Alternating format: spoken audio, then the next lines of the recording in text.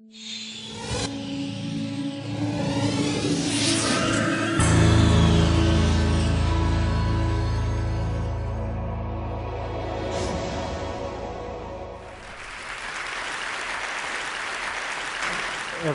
in our society's life is touched by cancer. If not personally, then through a loved one, a family member, colleague, friend. And once our lives are touched by cancer, we quickly learn that there are basically three weapons or three tools that are available to fight the disease: surgery, radiation, and chemotherapy. And once we get involved in the therapeutic decisions, again, either personally or with our loved ones, family members, we also very quickly learn the benefits, the trade-offs, and the limitations of these tools. I'm very thankful to Jay and to Mark and the TEDMed team for inviting me today to describe a fourth tool, a new tool, that we call tumor treating fields.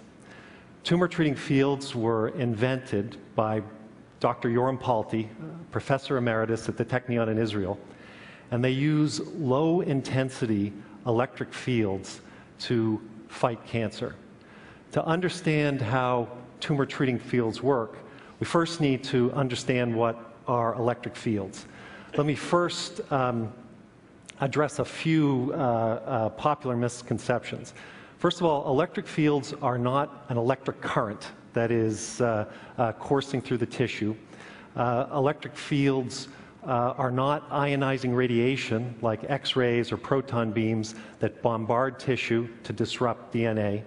And electric fields are not magnetism. What electric fields are a field of forces. And these forces attract bodies that have an electrical charge. The best way to visualize an electric field is to think of gravity.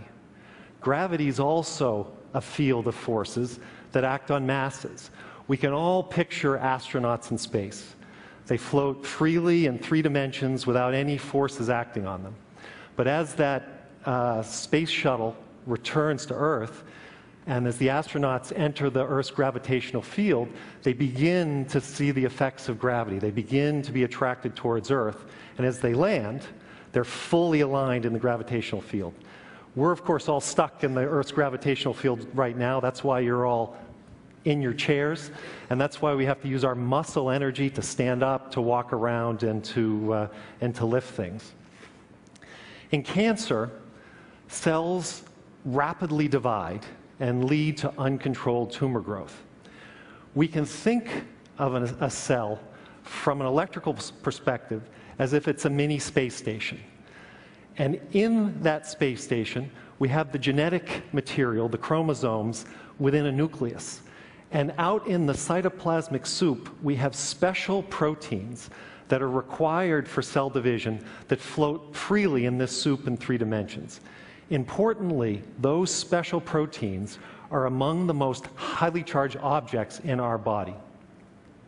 As cell division begins, the nucleus disintegrates, the chromosomes line up in the middle of the cell, and those special proteins undergo a 3-dimensional sequence whereby they attach, and they literally click into place end on end to form chains.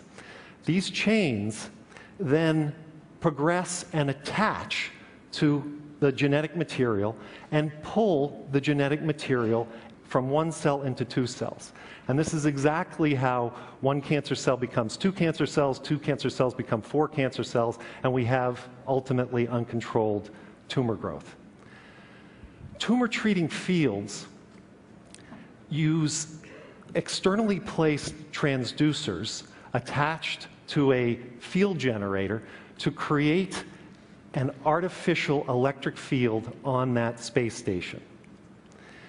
And when that cellular space station is within the electric field, it acts on those highly charged proteins and aligns them.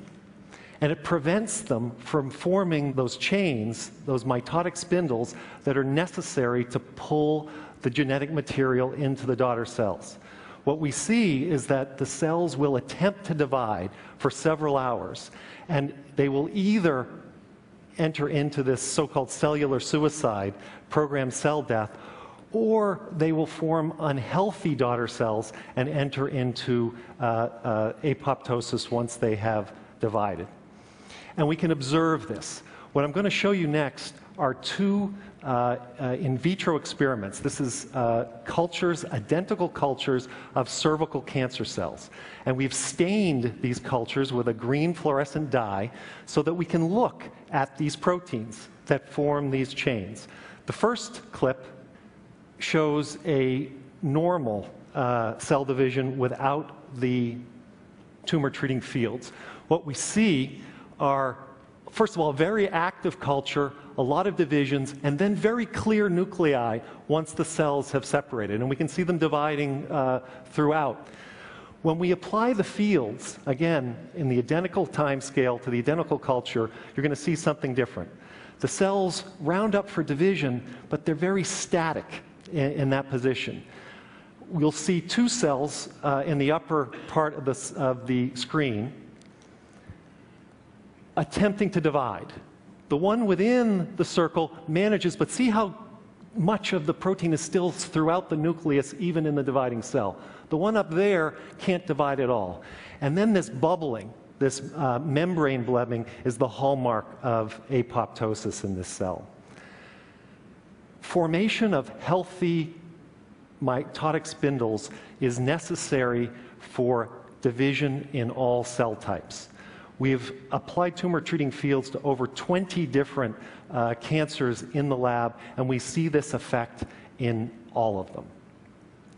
Now, importantly, these tumor-treating fields have no effect on normal undividing cells. 10 years ago, Dr. Paul